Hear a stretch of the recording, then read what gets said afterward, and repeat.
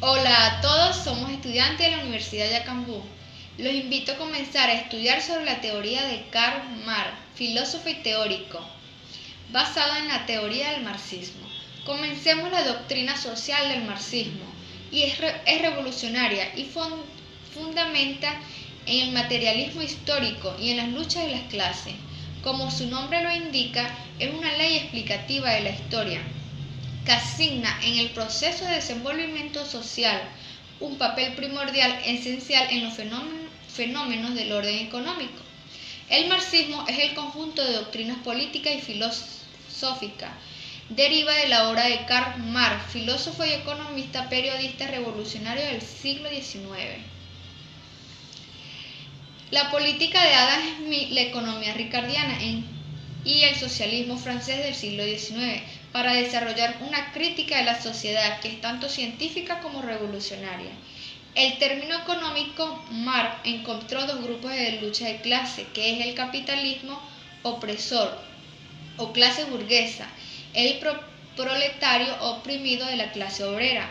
El primero se deriva de su ingreso a la propiedad de los medios de producción y explotación del trabajo de los obreros. El segundo no tiene nada de una propiedad excepto su fuerza de trabajo, y puesto que su modo de vida depende de la percepción de un salario, depende de la percepción de un salario que deben vender su fuerza de trabajo con objeto de poder vivir. En esta teoría, Marx propuso que el obrero se uniera para hacer sus derechos que no fueran marginados y así controlar la burguesía. Dentro de las direcciones sociológicas y jurídicas del derecho, una de las más acertadas es la concepción marxista, ya que aporta un enfoque básico y verdadero sobre la influencia de la economía y la producción como una estructura o base de la sociedad, en los demás entes reguladores del pensamiento y la conducta humana, especialmente en el derecho como superestructura de la misma. Encontrado allí un instrumento al servicio de desigualdad y del poder, por ende una lucha de clase hasta que el sol de hoy se sigue manifiesto intacta. El marxismo es una ciencia de lucha de clase proletaria contra la explotación capitalista en todas sus formas económicas, políticas y teoría ideológica. Ahora bien, el derecho siempre ha considerado y analizado adaptándolo a la realidad social, pues no se puede proteger sin comprender que está viviendo en la actualidad. Es de allí donde se nacen las diferentes determinaciones y explicar las normas. Marx, en su ideología, siempre ha cumplido con el anterior principio y así puede llegar a afirmar que el derecho no es más que una expresión de producción material de un pueblo, donde todo va adecuado en el beneficio del privilegio de una clase económica gobernante para perpetuar el poder de mantener sometida a una clase oprimida. Gracias. Buenas tardes, mi nombre es Yoreli Gómez. Yo les voy a hablar sobre el comunismo y la teoría y un naturalista. El comunismo es una ideología política cuya principal aspiración es la consecución de una sociedad en la que los principales recursos y medios de producción pertenezcan a la comunidad y no a los individuos. El origen del comunismo surgió a mediados del siglo XIX como respuesta al nacimiento y desarrollo del capitalismo moderno. El concepto comunista de la sociedad ideal tiene lejanos antecedentes, incluyendo la República de Platón y las primeras comunidades cristianas. Los fundadores del comunismo fueron Karl Marx y Friedrich Engels en sus obras. Intentaron analizar la sociedad capitalista.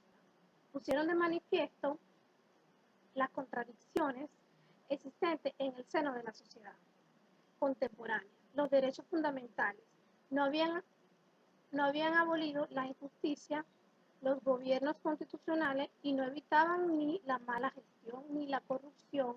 La ciencia posibilitaba el dominio de la naturaleza, pero no el de las fluctuaciones de los ciclos económicos.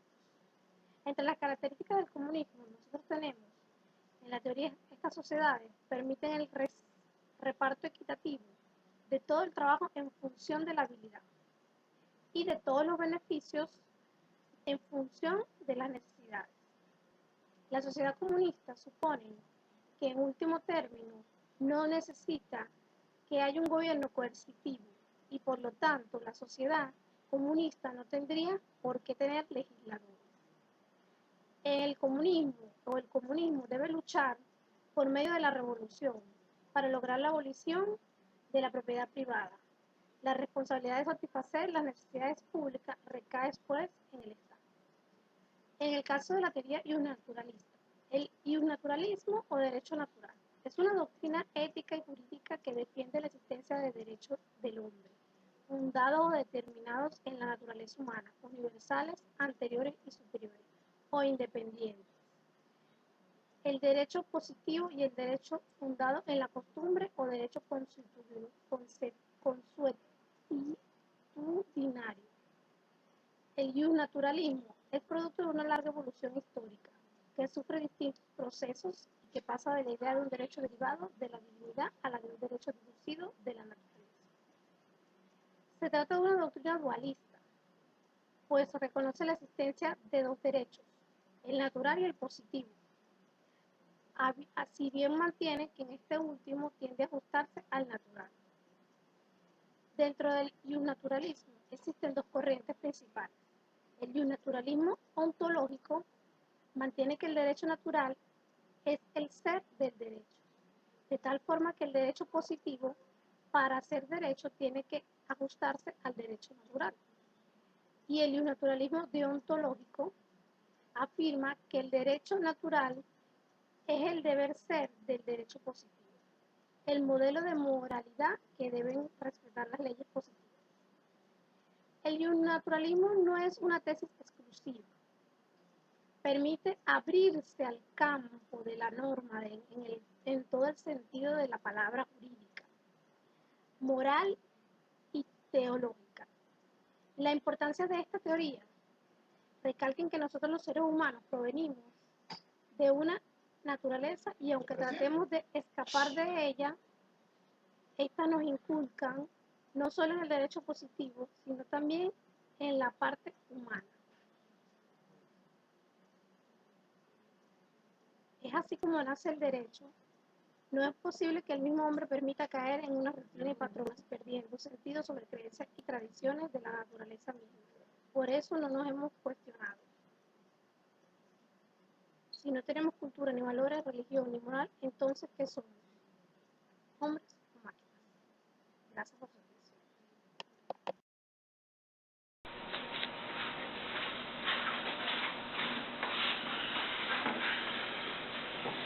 Muy buenos días, mi nombre es Elio Ruiz, soy estudiante de Derecho del primer trimestre. Me correspondió en la materia de Introducción al Derecho, sobre lo que son las teorías del derecho, exponer la teoría de Hans Kelsen, la teoría pura del derecho. La investigación realizada por el equipo está dirigida en varios aspectos. A unos compañeros les correspondió trabajar el marxismo, comunismo, y en mi caso me tocó desarrollar esta teoría. Es importante resaltar que Hans Kelsen es un teórico europeo nacido en 1941, el cual emigró a Estados Unidos por los efectos de la Segunda Guerra Mundial y que desarrolló unas concepciones teóricas que tuvieron un alto impacto en lo que es el ordenamiento jurídico moderno.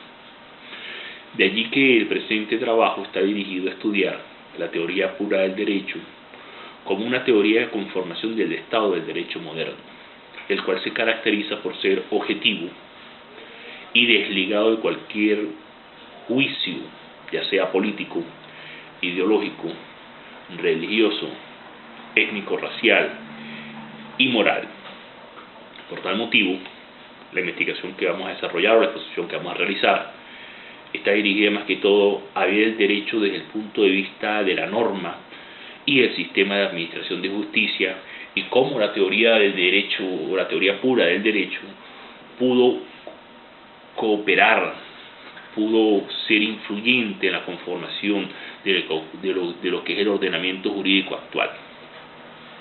Dentro de los estudios de Hans Kelsen, también es importante el aporte que hizo sobre la estructura y prioridad de la norma jurídica, lo que actualmente conocemos como la pirámide de Kelsen, en la cual establece una pirámide en donde existe una serie de normas o una prioridad del ordenamiento jurídico, como es la Constitución, las leyes, los reglamentos, y en ese mismo orden las normas más básicas de la conformación de una sociedad. Con respecto al tema central de la teoría pura del derecho, podemos determinar que esta teoría está centrada en establecer o en desligar al derecho de todo juicio, de toda acción subjetiva, y ver el derecho como es y no como debe ser. En este aspecto, lo que Hans Kelsen estableció fue una teoría que fuera autosuficiente y objetiva, una teoría que pudiera crear una norma para regular el comportamiento humano dentro de la sociedad, y que cada norma debería establecer, por consiguiente, una serie de normas posteriores que establecería el ordenamiento jurídico, y ese ordenamiento jurídico debería establecer tanto la norma de cumplimiento como la sanción, y debería existir un cuerpo que tuviera el monopolio de la implementación de dichas normas. Es por eso que la teoría pura del derecho está centralizada en crear un derecho fuera de cualquier juicio ético, moral, ideológico, político, religioso, y que el derecho debería ser exclusivamente objetivo. Por ello, los tres aspectos más importantes de esta teoría es: 1, establece la norma como visión principal para la implementación del derecho; 2, establece un sistema de administración de derecho; y 3, establece el derecho como una relación causa-efecto, en donde el comportamiento humano, al salirse de esa norma, genera una causa, es decir, que es la violación de la norma, y por lo tanto un efecto, que es la sanción de la norma. O el ser humano, al no cumplir la norma establecida en el derecho, tiene por consecuencia una sanción a la cual aplicársele. Otro aspecto importante es que esta teoría permitió establecer una serie de estudios posteriores, o una serie de estudios que se vinieron alimentando dentro de la misma conformación del análisis teórico, como es. Ante todo, recibo un cordial saludo. Mi nombre es Yolimar Núñez. Siguiendo el orden de la exposición, voy a hablar sobre el realismo norteamericano. Para el realismo norteamericano, la realidad jurídica son las características de los tribunales. El movimiento realista americano tiene su origen en la teoría jurídica de Oliver Olmsted, en la cual fundamentó su idea, en la que constituyó el fundamento de todas las corrientes realistas. Esta teoría tiene su origen a mediados de los años 30 del siglo XX, en donde un gran número de juristas debatieron una diversidad de criterios sobre el comportamiento del derecho. Para los miembros de este movimiento realista, lo importante es lo que los jueces hacen, más no lo que dicen. Ahora, también sostenían que en los casos de las normas no convencionales, las normas políticas, preceptos y la lógica no son realmente decisivos para emitir un veredicto. Dentro de esta corriente podemos mencionar unas características particulares, en las cuales podemos decir que están permanentemente en movimiento, además que va más deprisa que el derecho, que la sociedad va más deprisa que el derecho, la actuación eficiente de los tribunales y de los funcionarios administrativos, la desconfianza hacia las reglas y los preceptos de las normas tradicionales, así como la conveniencia de utilizar conceptos que reflejen la realidad de las cosas. De igual forma, la necesidad de identificar los aspectos que produce el derecho. Bueno, ahora bien, vamos a contestar sobre cuál ha sido la corriente política que ha influenciado a Venezuela los últimos 20 años. Para contestar esta pregunta, es más que claro que la corriente que ha imperado en Venezuela estos últimos 20 años ha sido una corriente marxista, donde el Estado ha sido el único, ¿verdad?, o el primer empleador, se ha encargado de las expropiaciones.